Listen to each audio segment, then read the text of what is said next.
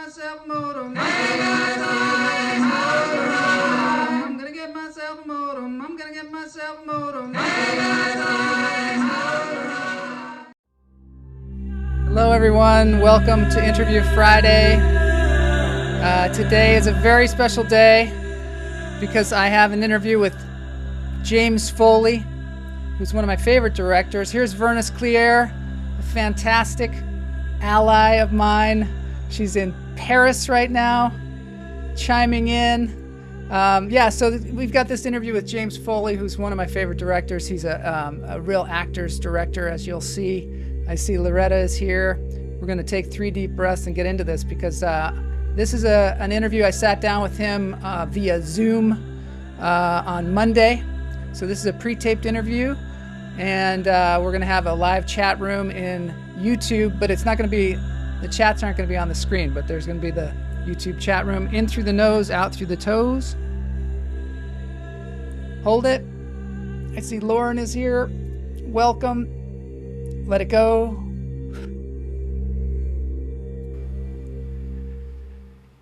Catherine, great to see you. In through the nose, out through the toes. We're taking 3 deep breaths here. Get us ready for this show and ready for the day. Let it go. Is Foley an Irish surname? Any Irish roots? It's a good question. We're going to have to find that out. What did we do before Zoom? I don't know. In through the nose, out through the toes. But they're one company that's happy. Hi. Let it go. Great to see everyone here. Let's get into this interview.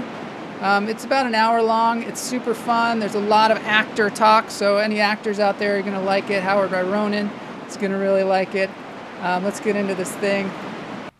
James Foley directed the incredible Glengarry Glen Ross that has just a myriad of great actors in it, from Al Pacino to Jack Lemmon. And also At Close Range, which is something we talked about on Tuesday on the show, which is just this amazingly intense Sean Penn, Chris Penn, Christopher Walken movie. And he also directed Reckless, many of the House of Cards episodes, and also the latest 50 Shades franchise. So great to see everybody. What did we do before lunch therapy? I don't know. But here is James. Here's my interview with James, and I hope you enjoy it. This is Lunch Therapy on a Friday.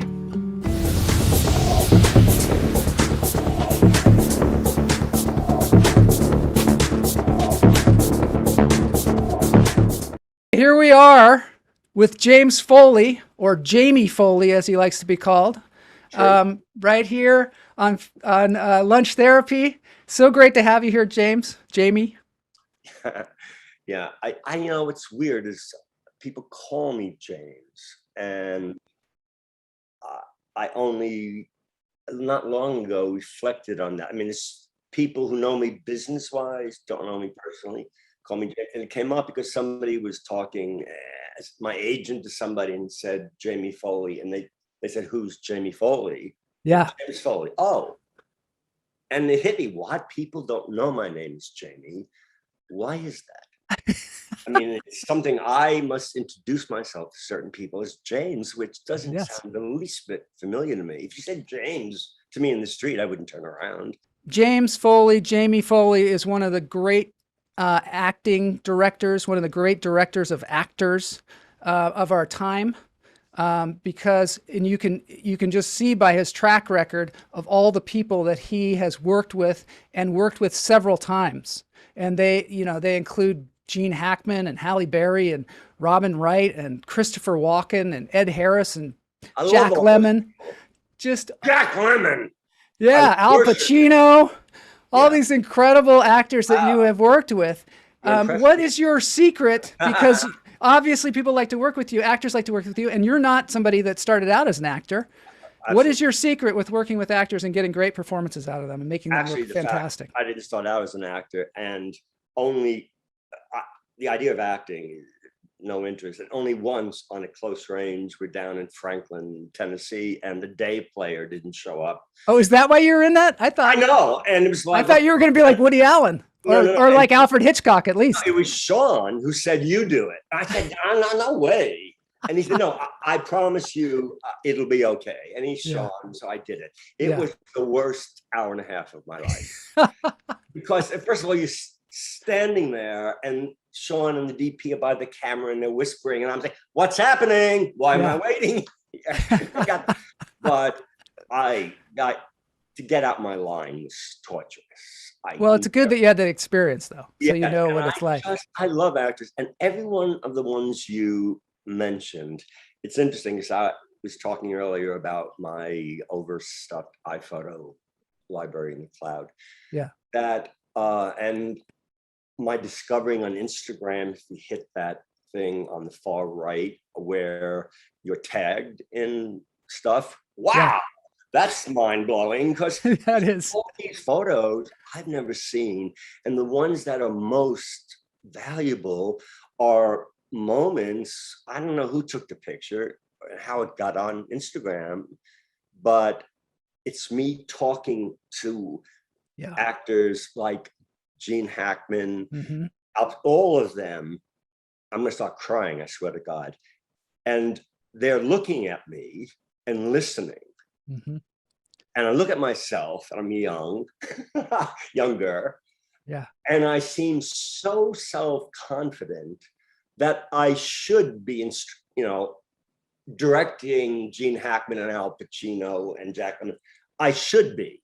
Yeah. And I look at the photo and I say, what drug was I on? I saw this great one of you and Christopher Walken. Your heads are almost like together. Yeah, it's an intense photo. There's one I actually changed. I hardly go on Facebook, but I changed my profile thing because I popped up in my iPhoto. I'm going to cry in this, is me talking to Chris Penn in at close range. Yeah. And he was, at least at that time, a very sweet and a little fragile as an actor and stuff. And he's looking at me with such openness, and I'm talking to him, and there's a connection. And the same thing, I'm talking to Gene Hackman, and I think, my God, it's Popeye Doyle. Yeah. Why is he listening to me?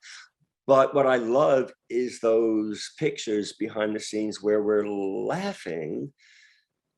And I realized, I swear to God, like The Chamber was a massive flop. But the John Grisham movie. Yeah. But I could give a fuck. I worked with Gene Hackman. Yes. And my God. And there was a lot of like two-person scenes and him, it was all about the acting in those scenes. What's interesting about all the actors you mentioned, almost every one of them, before I started working with them, and I hadn't met them yet, I would get this thing, a warning from agents. Yeah. Starting with Sean and Al, and especially Gene Hackman. I mean, I was told Gene Hackman is going to stab you in the eyes. And I never, that was not the case. Yeah. It was quite the opposite. Yeah. And I just somehow feel like because I'm dependent, and for me, the main focus is to put on screen something which somehow vaguely resembles real life and an insight into emotion. And all those actors possess a gift for the screen that I am enthralled to. I mean, it's the top of the line. So my very self-expression, I feel the most important element of everything are them, because whatever I have or feel in my own heart, I'm dependent on them to express not exactly what I'm feeling. Yeah. So therefore, and they're magic, they're geniuses. So I just naturally feel it's a direct extension of me, my self-expression as a filmmaker, and my appreciation that it's my film. So I watch a scene with Gene Hackman in it, or those guys in Glengarry, And all I think about is, wow, they brought to life something that it's not like I don't take credit for it, but they're more than the secret sauce. They are the main ingredient. But you create an environment somehow that allows them to be, they're at their best. And how do you do that? Just so we know, as like actors and directors out here, how do you create that environment? What are the elements of that? Well, I think it starts with what I said. I'm approaching it where I feel like Gene Hackman's going to be in my movie or have a meeting with me. Yeah. And my God, the paint I need to put on the canvas, Gene Hackman is whatever the best acrylic paint is. And so I go in and I only know them. And it's funny because I mentioned Popeye Doyle. I can remember, because I lived in Staten Island, so first run movie, you had to wait a month. So if you wanted to see it, you got to go up to 59th and 3rd. And I can remember going there and seeing French Connection. Yeah. And a lot of things. And so I go there thinking, and I approach it like I love them to begin with and interact with them and waiting for them to be monsters. And they never are. And because there's an immediate understanding, and I've been so blessed. I mean, because Gene Hackman is famously, I had heard a story about him off the record. Not really. But on the Quick and the Dead, which starred Sharon Stone and a midget Leonardo. Yeah. And apparently, apocryphal enough, the story is summing up Gene's relationship with directors, that Gene came in a few weeks after they started, and what's his face, the director, Spider-Man guy. Yeah, you got me on that one. Whoever he is. Brian Singer? No. But he's a guy who storyboards. Chat room will help us on that one. Yeah. But he's a guy who, there are other guys like that, but who storyboard every single line. So Gene Hackman comes out to do his thing, and the director goes up and he's got a analog notebook, and he's showing Gene Hackman, hey, on this line, you put your right hand in your pocket, you pull out the gun. And apparently Gene Hackman politely listened until he was finished and then said, can I look at that, please? Took the book and threw it as far as he could and said, you're out of your fucking mind. But that story is essential to express my feeling, like the idea that I would ask an actor to do and behave and move and act in a way that I thought up the night before and made a drawing of. It's so insane, because it's suggesting that somehow my imagination of how Gene Hackman moves and says his lines, he should follow that. He's not a puppet. He's not a puppet.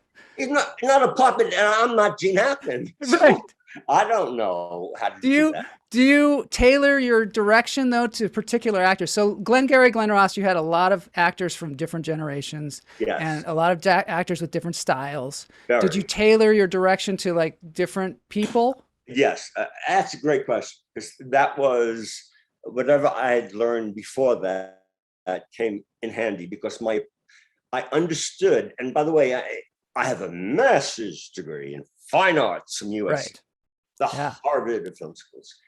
However, there was one acting class by one of those storefront acting coaches in the Valley, and it was just a waste of time. There's no education for directing actors. But by the time I got to Glengarry, I somehow organically had come to realize it's not about me talking my language and getting them to understand me and one size fits all.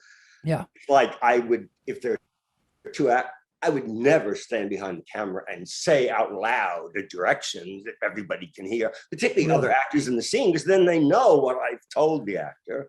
Yeah.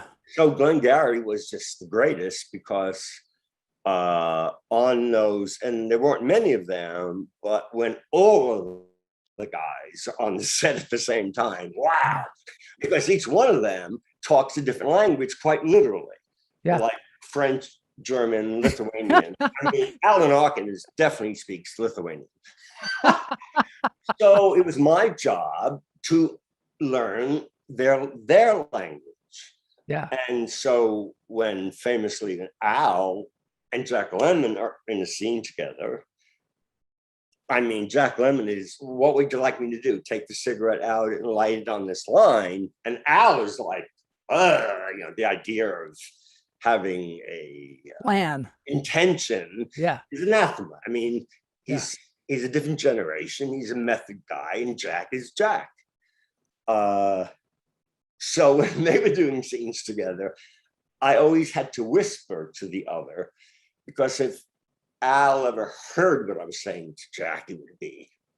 And if Jack heard what I was saying to Al, he would think I was crazy. Oh, yeah. So that was actually fun. And what I love is anyone mentioning, God, all those guys must have been tensions and stuff. When, swear on the children, I wish I had. It was absolutely dramatically tension-free for two reasons. One was a big source of tension is because the script, something's wrong with the script. And now we're dealing with a Pulitzer Prize winning thing, and we rehearsed for 2 weeks. And no one's saying the script doesn't work. Well, my character wouldn't say this. Yeah, right. You cannot blame it. Can't blame it on the script. And so what was great, and also they'll hear this, but it's a fact, they know. At that moment, their hierarchy in Hollywood directly matched the hierarchy within the real estate company. Oh, wow. Jack Lemmon being the used to be old school. And at that moment, Al, he got nominated. And Ed was Ed, and the other guys were the other guys. Yeah. And, the dude from Jonathan Pryce was on board, Miss Saigon. Yeah. He had to leave at a certain moment. Anyway, but he was great in that. Them respected the others. Yeah. And how about when Alec Baldwin came in and did that speech? I was going to say, I'll end this with it. That was when one method thing, because the term a trailer land is where the parking lot where all when trailers for the actors are, and there's PAs walking around, and they have a whole culture there, in every movie. And I'm always fascinated by it because I'm not part of it. And if I go there, everything changes. Yeah. So I'm dependent on usually the script supervisor who's sitting next to you all the time to give me gossip. What's going on? Trailer land. Because nobody will tell me. And I found out only afterwards that all those guys, so sweet on the set, they treated Alec Baldwin. They hated him. I mean, Jack Lemmon just came out, not to me. He hated him. And Alec told me this only years later that they really froze him out. But I thought that was fascinating because it's perfect. Alec Baldwin scene, and when he's in their face, of course they hate him. And that character's wasn't even in the play, right? Yeah, which, by the way, message to Mr. Mamet and your Pulitzer, because he wrote this script with no director or anything. He was just some guy who's passed away, a shady real estate dealer from DC area, who thought the play was cool. This is about real estate. And even now I get residuals because companies screen it for people who work in real estate offices. No way. No way. They do? It's like, hello, it's not really a celebration. But the point is that this guy said to Mamet, I want to make a movie about it. He wasn't involved in movies. And Mamet, being Mamet at the time, is a long time ago, with a lot of money, he said, give me $1 million. The guy said, okay. And he wrote the script. And he included Alec. And I feel like if I went to, and I know this is true, people go to the theater and they watch Glengarry and where's Alec Baldwin? And I think it's David's next draft. Yeah. And it's superior to the play. I'm surprised they don't put it in the play. Well, when they perform it now? Yeah. It has a Pulitzer without Alec. Yeah. So, but I definitely think it was 100% David Mamet inventing that character. How did you manage to land that directing job? Because that must have been a really like prized job, right? In this exact same, it was different then. I've been in this house since I became fabulously wealthy. It's a great house too. In 1980, whatever it was, being from quasi-low middle class Staten Island, and I got hired to do Reckless, and the DGA minimum was $90,000. And I thought, okay, I'm rich for life. And Took care of that. Took care of that. To me, it was like, wow. And I had a lawyer, and there was this little Connecticut cottage shack, which used to be a guest house built in the 1920s in Hollywood near one of the entrances to Runyon. And it had no insulation. It was a shack. And then you make movies and you make more money. And each time your business manager sets you up with the real estate guy, takes you to Brentwood to look at houses. Yeah. I go there and I think, I'm going to buy a bigger house with more rooms I'll never go in. Yeah. And I would come back to my place in Hollywood, which in the 80s, you know, they were hookers on Sunset. Yeah. And, yeah. You know, you're right there. Yeah. And, but I would come back to this little house. So I've been here since 1984. I have plunged. It does have insulation now. Yeah. I think that's smart. I think it's great because a lot of times people move to like the Pacific. I always say sometimes you go see a movie and it feels like it was written in the Pacific Palisades. Like people just got completely out of touch. Or Efron or yeah. And you're just like, I'm just not connecting with this at all, even though I usually love this director, you know. Yeah, right? If I had pals live out there, I feel like I'm going to California when I go to the Palisades. Yeah, you're just like going. Yeah, Beverly Hillbillies. The stereotypical California that people talk about. I'm very happy here, and my latest edition actually is this wildly expensive little piece of backyard. Because I'm at the base of Runyon. Yeah, and I call it my 50 Shades garden. Because it was spot by 50 Shades. Whatever those movies were, the consequence is that garden. That's great. Beautiful. So I do want to talk about the 50 Shades thing, but I want to make sure that we don't miss out on At Close Range. Did Sean Penn, was he staying on your couch when you? And so what's the circumstance there that he was living on your couch? As packed as possible. My first movie, Reckless, written by Chris Thomas, believe it or not. Yeah. And I was going to cast it, and I was living at the time in an apartment that cost $150 a month, which was one block in west of Fairfax, right across from Cantor's Deli. Oh, yeah. So when I would have meetings with actors, I'd meet them at Cantor's, which I didn't realize how cool I was. But they have that cool back part, you know. Yeah. And I met Emilio Estevez, Sean Penn, Tom Cruise, and et cetera, et cetera. Yeah. Not Aiden Quinn. And make a long story short, my memory is that I didn't want Sean Penn. I rejected. Oh, really? To this day. This is for Reckless. In the middle of helping people in Haiti. Yeah. Sean still said, I didn't want to. That's hilarious. But I love him anyway. So, but we had met encounters and we became pals. Yeah. And he was then living with his girlfriend, Pam Springsteen, younger sister of Bruce Springsteen. Oh. There you go. And she, of course, is in Reckless. Yeah. Of course, you know that. Of course. And he broke up with her, and Sean being Sean, he had no place to live. Yeah. and said, can I crash on your couch? Which was back when there was no insulation, and the couch was literally, my lawyer gave it to me, he was throwing it away. And Sean slept there one night, two night, and then it's 6 months. 6 months. And he has no clothes either. Like he was stealing my clothes. Oh my God. But he just stayed here, and I can't really remember. I could easily look it up. I can't remember where he was at that moment in terms of fame and stuff. Yeah. But You mean he could have been like super famous and staying on your couch? Well, I did. You'd be like, can't you get your own couch? No, that's God.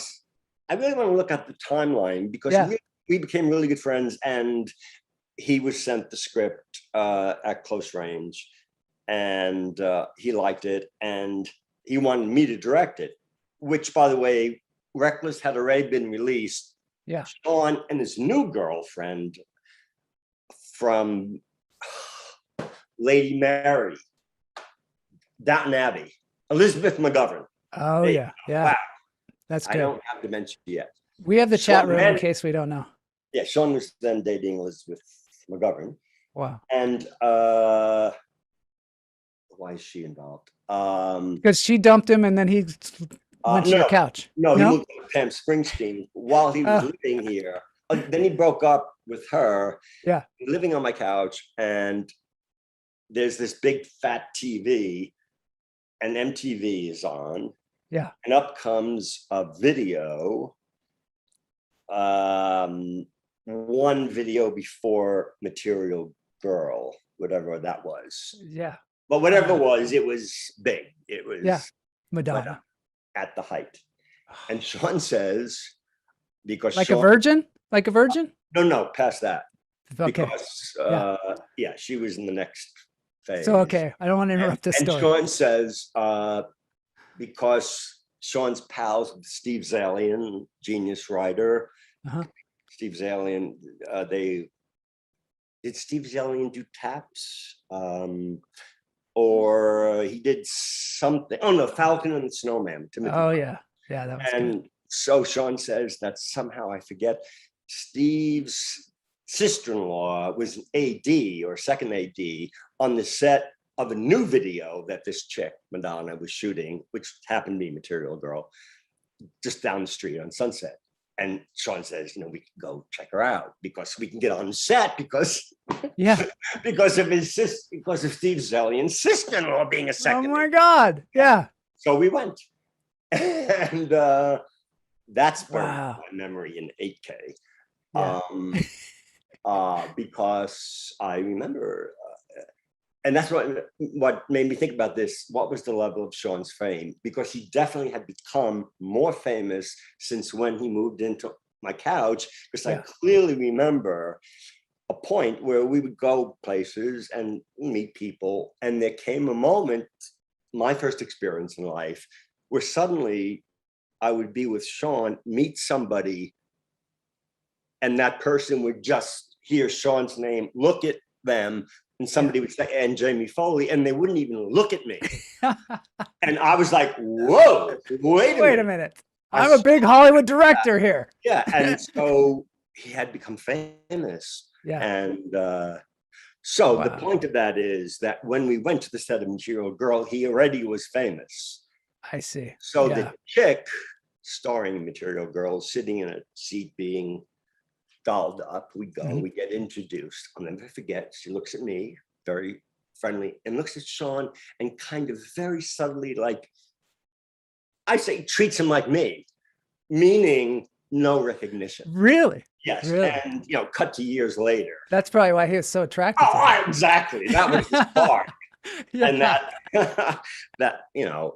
and that's where that began. So at close range, he had the script. Yeah, he had the script. And then he said, James Foley, and I released Reckless with Sean. That was Elizabeth McGovern. He went with Elizabeth to see Reckless, and they both called me up and told me that it was no good. Oh. It's why I still love Sean today. That it wasn't it didn't bother me. Yeah. But somehow it wasn't very good. But he says to the producer, sadly passed away, Niklasson was the writer, that he would do it if James Foley would direct it. And the director of Reckless, Yeah. no way. But Sean said, well, it's him or I'm not doing it. Wow. That's how I did. Wow. Do you think that he was like, I'm going to sleep on this Jamie Foley couch because I want him to direct at close range? And like, it took me decades because you can go through a friendship and Yeah. he's a star. Yeah. And but I saw him not long ago with his new wife, and I realized that we still had this connection, and that he did that because that's how he felt, and that's how I made a close range. And when we made a close range, it wasn't like he felt like he was, I don't know, somehow the boss. He was utterly respectful. He trusted you. Yes. And do you think that that's one of your secrets to your directing, is that you get to know the actor as a person? Fucking A. I'm so glad you said that. Yeah. Yes. My idea is that I must spend time with the actor who's going to be starring in the movie. Mm-hmm. It's personal time. I got to get stoned with them. Mm-hmm. I sure did with Chris Walken. Whatever that weed was. And just hang so that there's some connection that is on some level intimate, that's just between the two of you when you spent this time. Because the idea of going on the set for the first time, some actor comes, hard enough with day players and stuff, but star comes on and you don't know them, there's no like little jokes and stuff. I have to have a connection. And do you think there are things that actors do that they're unaware of that you want to get them to do as well? Like you might know a little bit more about something about them that you could bring out that they don't know? Consciously? No one's ever asked me that, but it makes me reflect. And I think you're right on. It is not something I'm very conscious of. But if you hang with somebody, then you, no matter how small it is, there's a kind of inside baseball communication with each other, which is why I never say direction to an actor out loud. I see behind the scenes footage and the director's yelling, giving direction. We as actors are taught to translate what directors say, because a lot of times it doesn't mean anything to us, because a lot of times it's product related, when a lot of times actors are very process related. And if we get product related, it makes us self-conscious and the performance isn't as good. Fuck, so sometimes we so articulate a way to put it. I'm Thank you. That because that sounds to me right on. That's the wavelength I'm operating on. Absolutely. Yeah. That's cool. And what was it like to work with Christopher Walken on that movie? Because that was something else. Christopher Walken also, who Sean and I both wanted, and the movie was financed by Hemdale, which was a company that had made Platoon and some other stuff. But it was being distributed by Orion, if you remember. Yeah. Mike Medavoy, and they dead set against Christopher Walken. Really?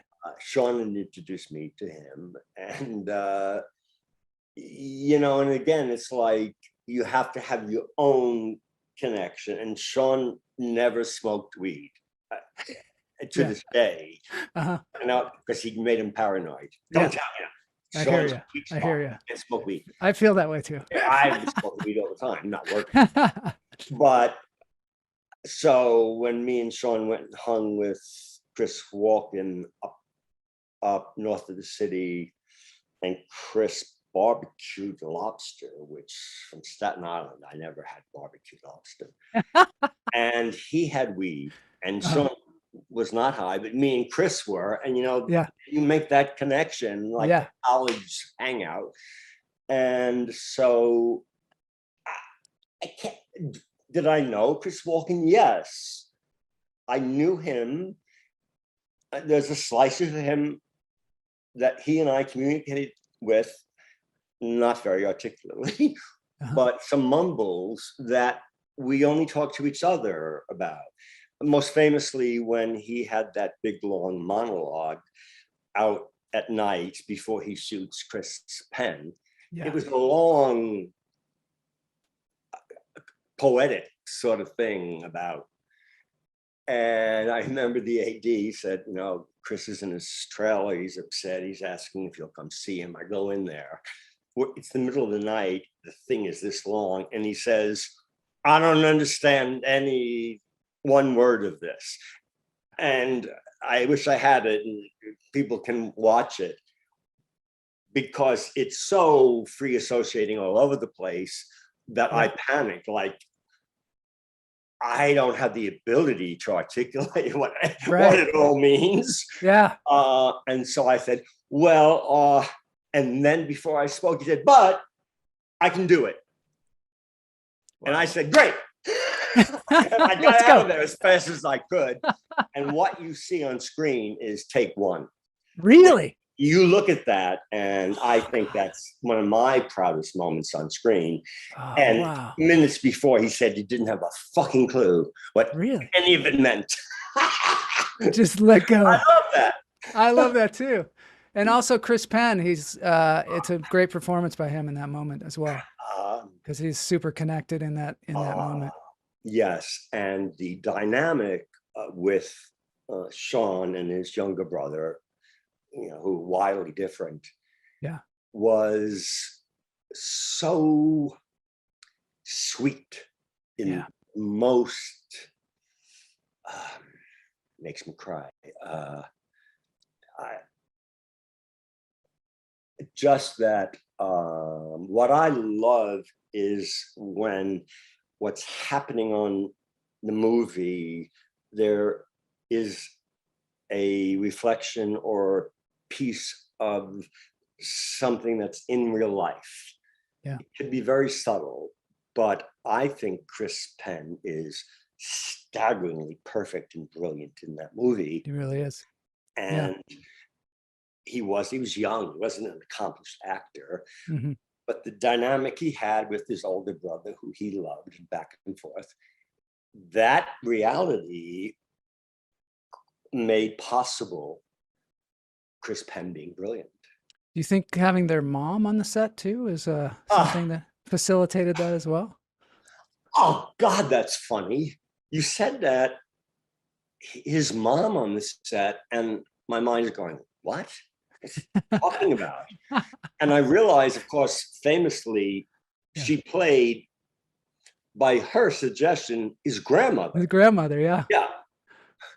And she was brilliant. But what's funny is you're saying that, and the reason I'm thinking, what are you talking about? His mother, for the first time, I'm realizing all that time, never, the very thing I'm talking about with Sean and Chris had a real life thing. Yeah. Eileen, what's her, Ryan, whatever her name. Eileen Ryan. Yep. I never once felt like she was their mother. Really? Yeah. And just, you're telling me for the first time, and I'm thinking back all the moments, you know, when the cameras turned off, there were no interactions. She was their grandmother. Really? Yeah. She's a pro. That's fascinating. I love her. Pro. Yeah. And she's still hanging in there. Beautiful woman. Yeah. That's great. Oh my God. So yeah, so that's a treasure, that movie. And so do you do that usually though? You like, do you rehearse in most of the movies that you do? I really try to. Yeah. To me, it's everything. And unfortunately, it's become more and more difficult to do. Yes. Yeah. To the point where it's extraordinarily rare. Well, that's what I want to find out about too, is what's happening, you know, because in our interview on Fat Free Film, we went over a lot of your career up until that point, which was 2010, I think, is when we did that interview. And I want to hear what your experience is like now in this modern, you know, more totally different time. Like, and you directed multiple House of Cards episodes. Yeah. In the first and I think first and second season, which was fantastic. I mean, such an compelling thing. What did you say? I said, they're the only seasons that matter. Right. And by the way, some great actors, some really fantastic actors in that. What was that experience like, differing from doing a movie and all that? Wonderful question to ask, because it is in my heart, against all odds in a way, given television. But the reason it was because I knew David a little bit from when he was directing Madonna videos. David Fincher? Yes. And you were too, right? You were directing Madonna videos as well. Yeah. So, and by the way, my Papa Don't Preach. Yeah. I find out on my Google page that the total views, 150 million views, surpassed Vogue. Whoa! I very quickly sent to David.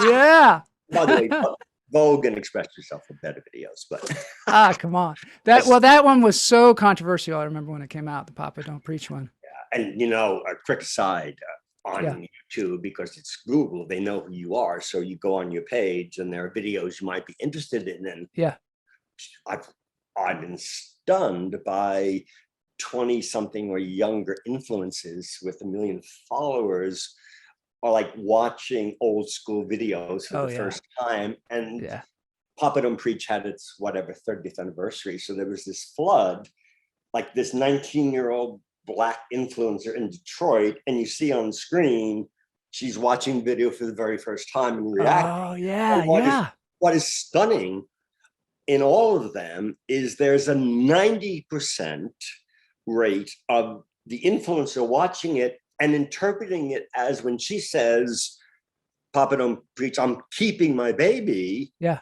They all think she's referring to the boy, her boyfriend. Oh, really? No way. And it's like, that's a really fascinating question. Yeah. Because it's quite uniform. And then in the comments, some old kook comes in and says, guys, she's pregnant. She's pregnant. I know, but yeah. And when it was released, that was obvious. And in 2021, a young kid doesn't see that. Interesting. Anyway, that's the whole sociological thing. But that slang term still existed then, so it was not like it's but maybe I don't know. Yeah. And it's just on the topic, I want to say that when time passes and social media is surprising in terms of pleasantly surprising for a couple of things I had done where I was oblivious to the idea that anyone currently was aware of it. Mm-hmm. And then I saw there's that animated show, maybe Family Guy. Family Guy, yeah. One of those. And it came on to my Google thing, and it's a clip from 2019, and some character on this animated show, Haley, there is a complete frame-by-frame animated recreation of Papa Don't Preach. I'm keeping my baby. And you didn't know this?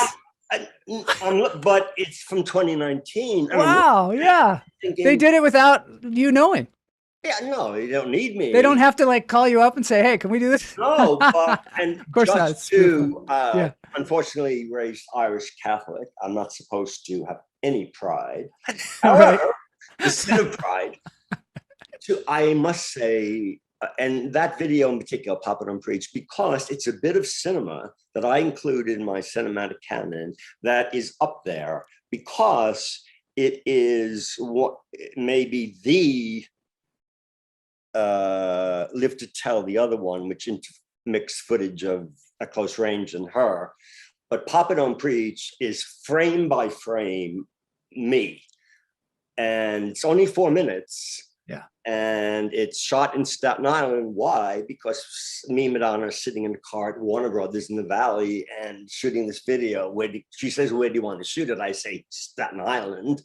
She said, what the fuck you want to shoot in Staten Island? And I said, because I grew up there. I went to high school there. If I go back and do it, I'll be the crowning king. You'll be the coolest guy ever. Laughing and laughing and laughing. And we shot it in Staten Island. That's great. I know, which has this iconic opening thing where the Twin Towers are prominently in the background. Oh, wow. Yeah. Yeah. So anyway, I don't know how I got off on that. Oh, yeah, only that to have something be known in 2019 where whoever the audience for this show is, you can't do is it called a spoof or a yeah, spoof or a parody. Unless people know about it. The audience knows what you're parodying. So true. So I thought, how could they possibly know? Yeah, it's got a resurgence. Yeah, and there's the Alec Baldwin thing. Yeah. When I first was watching Saturday Night Live and a Christmas thing, and Alec's there, and it's this skit where he's Santa Claus and there are elves, and he's up there saying ABC. Always be closing. Always be what? Always be cobbling. Cobbling. Cobbled together. Yeah. And I'm sitting there watching it. It's SNL. It's great. Yeah, and you have to know what that is. It's one of the things about comedy is people have to know what it is. I seriously thought they really made a mistake. No one knows what they're talking about. No one's going to know what they're doing. Yeah. So stuff like that. That's great. Where something. It's iconic. Yeah, that is gratifying. Yeah, I bet. Then there are other things that are not so. Well, I want to ask you about, so David Fincher, that was interesting. So is he the one who hired you or was it? Yeah. So anyway, we met back in those days. He was highly complimentary over close range. And so along comes House of Cards, hard to remember, but it really was clear memory of being on the set while he was shooting the first ep, in between shots, chatting about, will anyone see this? It was kind of a revolutionary thing because they dropped it all at once. Never happened. Yeah, it had never happened before, right? So, but it's a wonderful thing about imagination because now it seems, what are you talking about? Yeah, it's like just normal now. There was no reason to think that. Yeah. But the thing was that David asked me that he was going to do first 2 eps and he wanted me. I mean, he was and is the executive producer, which, in TV is top dog because he was David Fincher and Bo Williams is nobody. Yeah. So very rare that the EP in television is a director. Mm-hmm. So he treated directors like directors, including the unprecedented reality that even some of the other directors of that show weren't aware of, that contractually the director of the episode had final cut within a certain thing. Yeah. I mean, that just doesn't happen. It doesn't happen. And other directors didn't even know it. Really? They had the luxury they didn't even know. Anyway, so he asked me, would I like to be the EP? He was going to leave after 2 eps. And I would take over as the EP and direct as many episodes as I wanted. I said, okay. So the thing was, I was going to go down and hang with him in prep. When the scripts were written and was casting, he's wonderfully collaborative, asking me, because I was going to take over. And then I got to the point where I realized I don't want to be an EP with some other director. I don't know what that job is. Yeah. I said, I don't want to do that. But I want to direct stuff. So he said, direct as many as you want. And wow. And he was from heaven because only interaction with him was positive, or his obsessively weird notes where he suggested shots be stabilized. I don't know if you know this about him, but his meticulousness. I know. I mean, doesn't he do just multiple takes? A billion takes. Yeah. But what's bizarre is that it's a shot, the camera is locked down. Moving like this, and he thinks it should be digitally stabilized. Really? But it's very Fincher-esque. The frame is battered. Yeah. Anyway, so having your boss be him, it was great. So I felt on that show, even though I had to continue on with the aesthetic that he established, not a bad aesthetic. Yeah, pretty nice. And plus the actors I fell in love with. Kate and Mara, I just pined for. It was a special, all really good people. Yes, fantastic. So I consider those episodes in a very positive.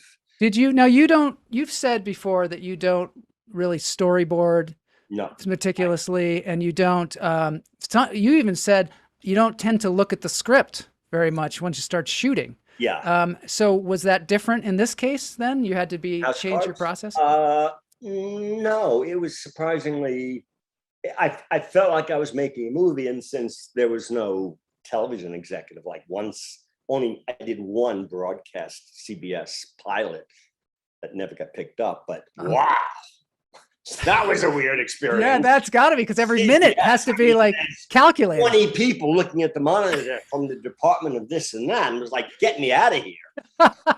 So House of Cards, literally there was nobody there. So you felt like you were making a movie. You're the director. And, a really long movie, I guess. Yeah. And so and was there a time constraint? Did you have to get them in an hour, or was it pretty lax? No, it was pretty, I didn't feel pressure. That. I mean, I've done movies with $1 billion or no dollars, and as people say, you're always rushing, no matter what. You never have enough time. I think House of Cards was liberally financed. Duh. Yeah. Certainly David was. Still is. Oh my God. So do you rehearse on something like that, or do you just, the people just come to the set and you shoot it? With House of Cards, if it's ongoing, then you might, like when I started episode 3, just to make the transition from David. But plus, David was smart. While he was shooting, I was hanging around. I could come and go. Yeah. So by the time I took over, everybody knew me, from the crew to the actors, and it was smooth. And so I felt like I was involved with the inception of their characters. So I wasn't coming in and not knowing it. And so it continued Mahershala Ali. Oh my God, he came out of nowhere to it's been take the field. And of course, he's done all that stuff since. Yeah. But I heard, just listening to a podcast, which was an older one, after he won an Oscar, right? But I was hearing it as if for the first time, and reflected on my experience with him on House of Cards, which was one of the great things. I loved him, and we really connected. And I thought, fuck, it's Mahershala Ali, because you forget you knew them when, you know. And maybe it was Moonlight. Anyway, he just went on to just do these incredible, and was great in this movie, and that relationship that he had. And then you take Kevin, if it's possible for one's mind to go to a place where all the other stuff never happened. He had been the runt in Glengarry. I always thought maybe he got you that job on House of Cards, was like, hey, you got to get Foley in here. This is the way I imagine things. No, not on the David Fincher movie. But what was great was that, Kevin got into Glengarry because somehow Jack had discovered him. Jack did a Broadway thing where Kevin played a small thing. So he said, you should look at this guy. But Kevin was appropriately nobody. The president's, the guy which worked within the story. It works in the story, totally. So then we get to House of Cards, and what was great was now he's the star of this. But our connection was already established. So it's not like he acted like the runt, but he did not act like he was the whole engine behind. You could meet him at a certain level. Right? Yes. So I had that connection. And then Robin Wright. When I made After Dark My Sweet, I met Robin Wright because she was going out with Jason Patric. There's that moment. Cut to post Madonna, Sean marries Robin. Acrimonious split. And I've only interacted with Robin through those two very different, but never deeper. And suddenly she's there, and it's like, we know each other, and those two names don't exist. And we I never thought That's about helpful. it consciously, but It's helpful to have that kind of history. Off the table. Yeah. And we then established a relationship, which I loved and was so gratified that recently she directed a movie, which I saw and I really liked. And she was doing a DGA thing where somebody interviews her and the DJ called me because she was asking would but I've seen those things, and like the directors who are doing the interviewing are so fucking smart. Warned about film history, and I thought, nah, I'm not smart enough for that. But I love that through that weirdness in the past, when you're making a movie and you connect with the actor, it's intimate. It's a time and a place that is like a really wonderful love affair that ends well. And it really comes across on screen. I mean, that's how you get it across on screen, I think, you know? That you have to create a space where it's safe enough and that a person can really expose themselves. Yes. You know? That's my job. Which brings me to the following movies that you did. So you stepped into the 50 Shades of Grey franchise. How did you possibly, first of all, did you fall in? Yeah. What did you springboard from this House of Cards into that? I mean, I'm sure there was a big competition for this because this is already a franchise where people are. Yeah. I mean, the funny part of that is that for some reason, and I'm God's honest truth, or if there is a God, I became incredibly hot and was pursued by Donna Langley at Universal to do 50 Shades. Wow. Because of House of Cards. Yeah. Because somehow it became, and what I swear to God, that my episodes, they were the most, but somehow they were a cut above. Yeah. And when I first heard that, I thought, yeah, great. Idiots. They're no different. And I still don't think they are, but that became the narrative. Yeah. And off of that, I started getting offers for movies. I bet. And I remember talking to Donna Langley, and she's going on about House of Cards. And I thought for a second, does she know I directed movies? It's like she didn't care. Really? It was also the same studio that I lost God knows how many millions on The Chamber. Yeah. And that didn't matter either. I mean, that's really? It's over. You're only as good as your last thing. Yeah. You're as good as your last thing. But you're hot. Remember back in the day, the reporter had a thing, who's hot, who's not. Yeah. I became hot often. Yeah, it's great. Yeah. But so it was first proposed, and my reaction from my UTA agent was I was angry. Like, are you out of your mind? Yeah. 50 Shades. Really? Yeah. But he said, check it out, have a reading, blah, blah, blah. So anyway, I did. And I saw the first movie, blah, blah, blah, read most of the books. And had this great meeting with Donna Langley. I don't know if you've met her, but she is like a supernova intelligent human being. Yeah. And so when I went in, full of, I'm not doing this in my mind, but if I did, it would have to be this. Yeah. And she agreed with everything. Really? Which was quite a radical or a different thing. And we had plenty of time. And she was excited and liked all my ideas. And she said, the author's husband's doing a draft, but then contractually we'll consult with a new writer at a certain date, tons of time to make the changes, and hire whoever you want, money doesn't matter.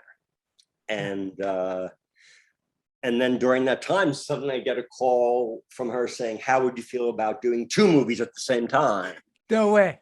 And when I think about it, my immediate answer was sure. Yeah. And I think back and I think, what? What, yeah. Again, what drug was I on? I just easily say, yeah, sure, I'll do 2 movies. Sure, why not?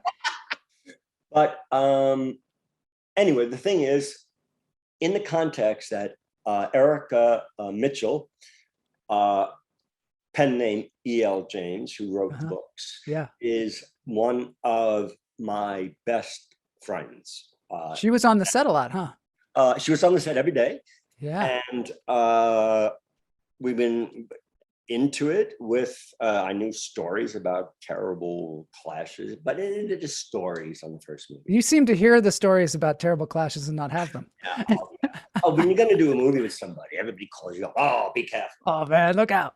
And it never happens. But what I want to say is that Erica and this fucking plague has really, what's the word?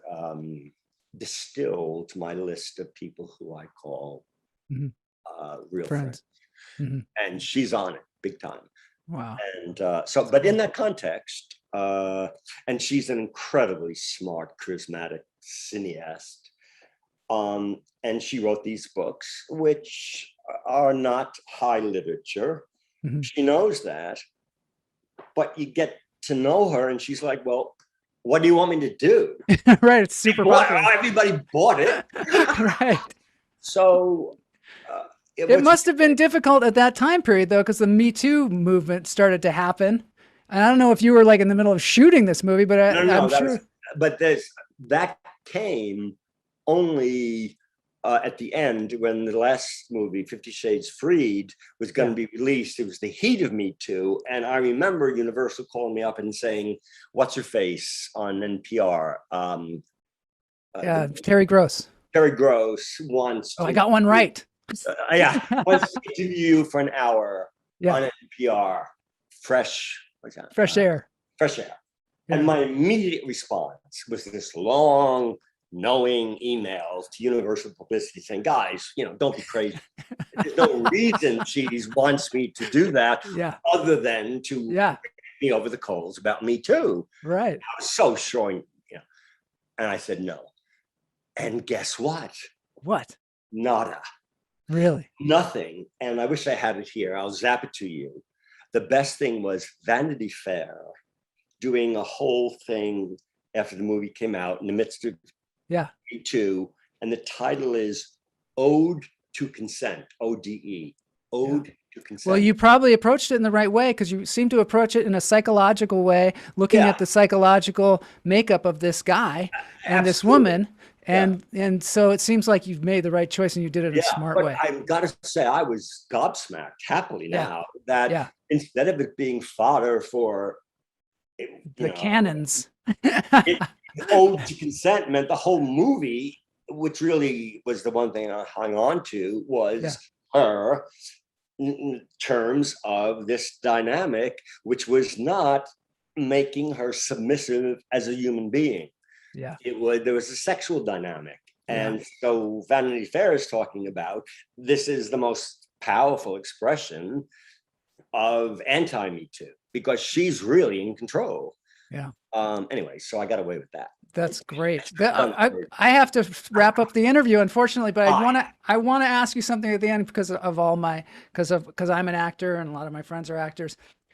We just want to know what we do in auditions now to get directors' attentions, or what are you looking for when we do like self-tapes or submit things, or what do you look for in actors now, and how do you, because you're casting, you don't like the casting process in general, you usually go a completely different way, but what can we do as actors to stand out and provide what you need? For me it's a no-brainer. It has much less to do with how accurately or whatever is this actor's reading to my imagination, because I don't have an imagination of the actor's performance. It seems bizarre to me. My mind would even go there, imagining how they're acting, because I'm not Al Pacino. I don't have that talent. So I'm not looking for that. So I'm looking much more for, particularly because it's reading, for actors to not focus on any kind of technical or pedantic correctness to a choice they made about who the character is, because you're making a choice on your own. You have no idea what's director. There's nothing. So you're picking something which is ridiculous, and you may execute it brilliantly, but whoever's directing wouldn't go there. So what matters is, doesn't matter how sloppy, and quite seriously, the reading could be way off the character, but what comes through is the person behind the actor, behind the performance, something which communicates their very self. And it could be some idiosyncratic, a laugh, a look, something which communicates their real life personality as a human being. Because you're looking to cast, I'm not looking to cast a person who has a technical ability. I'm looking to find the real person that exists, whose beating heart and brain is connected to my imagination of the character. And if they don't know the lines, who gives a fuck? If they say all the wrong lines, if they go off on a tangent. I mean, I think about Al Pacino, the way he works. You have to do 20 takes because his idea is you don't think about anything. You just do it. And then if he trusts the director, you put all the pieces together. But it's not about any kind of accuracy. It's the opposite. It's a letting loose. So my advice is, I wish I was more articulate, to chill out and loosen up, get stoned. I like that. I like that. Somehow let part of yourself slip through. Do whatever you can to get yourself on the screen. Yeah, and do not ask anybody to watch it or judge it, an agent, or saying that's not what they're looking for. I mean, anybody worth their salt is looking for a human. A human. You know? That's really good advice. And that's how Aiden Quinn, for better for worse, got the part in Reckless. Wow. And not fucking Sean Penn. Damn, he didn't want it anyway. Yeah. Tom Cruise. Did you ever work with Tom Cruise? Because I saw a picture of you and Tom Cruise. Yeah, somewhere. We came very close on a couple of things. We were very good pals since that meeting at Cantor's. Oh, yeah. And he came in, he was kind of fat, missing a tooth because he was in that movie, The Outsiders or something. Oh, yeah. My feeling was not very attractive. Yeah. And at that time, in that group of people, whatever they were called, he was the runt. Timothy Hutton was the king. Yeah. Sean was the rising critical person, and Tom was the runt. Wow. And I was present when all that changed. That is so, that must have been wild. Yeah. Must have been wild. That's nothing like an underdog, you know? Yeah. Everybody loves an underdog. I did get to go on the Concorde because Warner Brothers was paying and Tom insisted. The Concorde, man, supersonic. Oh, in New York, and we went New York, London, and then London, Moscow. You can't even do that anymore. No, I think about it. The future that lived in the past. Yeah, and Moscow, but it's commie. And I'll never forget getting into the hotel. Everything is the best, as best as it is. I open the curtains, it's at night. There it is, the Kremlin, which had been embedded in my mind as the enemy. And it's like, wow. Man, at the time, I must have been took us to a restaurant, and the chicken was like hardly any meat on it, full of fat. It was really deprived. Wow. I mean, now there's 4 seasons. Yeah.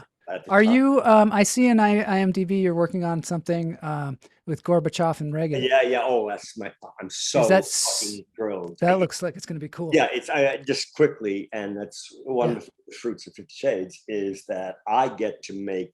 It's going to be either 3 or 4 episodes streaming. It's called Reagan and Gorbachev, and at its center is the historical meeting summit in Reykjavik, Iceland. Wow. But it's very much expensive from that nuclear weapons, life and death. It's not a docudrama about history. It's quite wonderful. And oh my God. Michael Douglas, Reagan, Christoph Waltz, Gorbachev, and Numi Rapace, Rais Gorbachev. And I'm in heaven. And what's funny is that I know those 3 guys because we've got delayed, but Michael, Christoph, and Numi, Christoph in Vienna, Numi in God knows where, Michael upstate. Ordinarily, you would meet those stars for an hour and a half in a restaurant in Beverly Hills, but because of Zoom, you know how many hours I've spent just chatting with Michael Douglas? So He's isolated. Yeah. And so when we start, I mean, those three guys are my best friends. Yeah, that's so cool.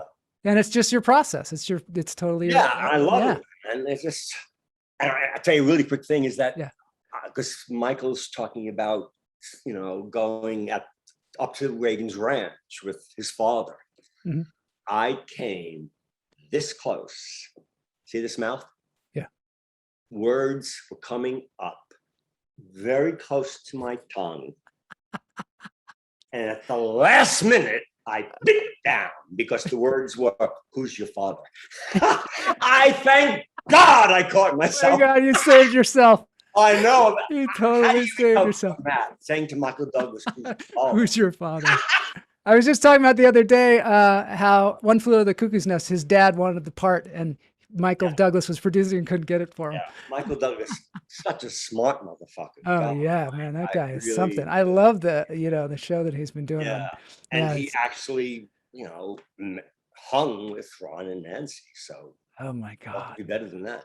I was walking into the Coffee Bean and Tea Leaf on Sunset one time, and Nancy Reagan was coming out.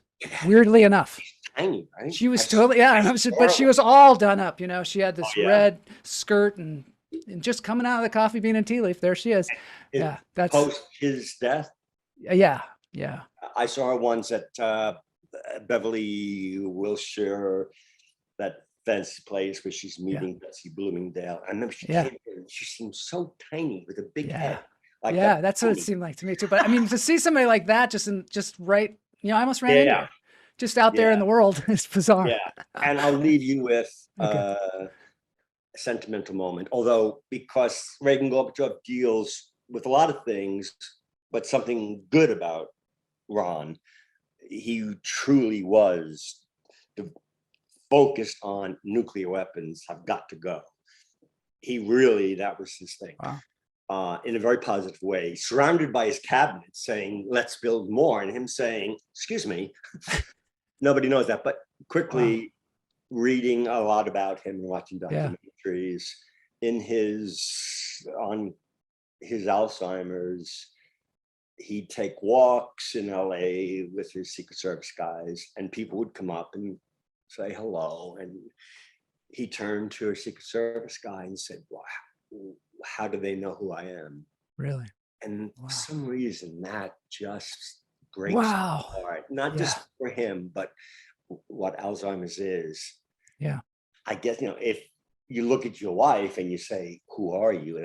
I guess that's worse. But for Ronald Reagan not to know why people know who he is, then it's like, what's anyone's life worth? Right. That's one of the things about Alzheimer's. It makes you kind of question our existence. He was the president, so does it matter that he was? Okay, now I'm going to stop crying. Well, thank you so much, James, for being so open and so informative. And this has just been a blast. Yeah. So I appreciate it, Jamie. Love talking to you. And I would love to know, does that mean like whenever you do stand up again? I never knew a person who did stand up, and I would love to go see some. I would love you to come see it. That'd be great. As soon as I get brave enough to go back out there, I'm waiting for everything to. I mean, to me, like, doing that part in a close range, that was hell. Doing stand up, I mean, you have to be an alien or something. Yeah, maybe you'll go out and do an open mic with me sometime. No, I'll be behind the camera filming it. That's too funny. All right, thank you so much. Great talking to you. Great seeing you. Great talking with you.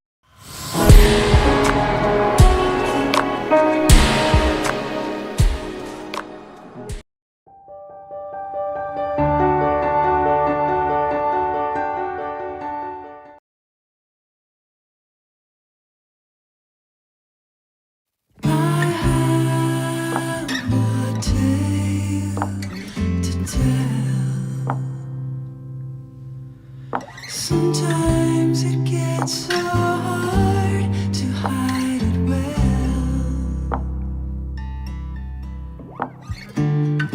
I was not ready for the fall. Song from At Close Range,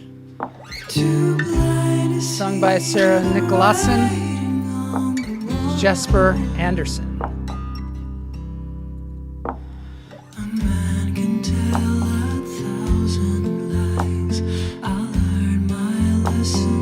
So it's great having Jamie on the show today. Thanks everybody for joining in the chat room. Eat your vegetables. That's what Cantors tells you. Eat your vegetables. That's what Matt Wright says, at least. Thanks everybody for joining in. It was super fun. There it is.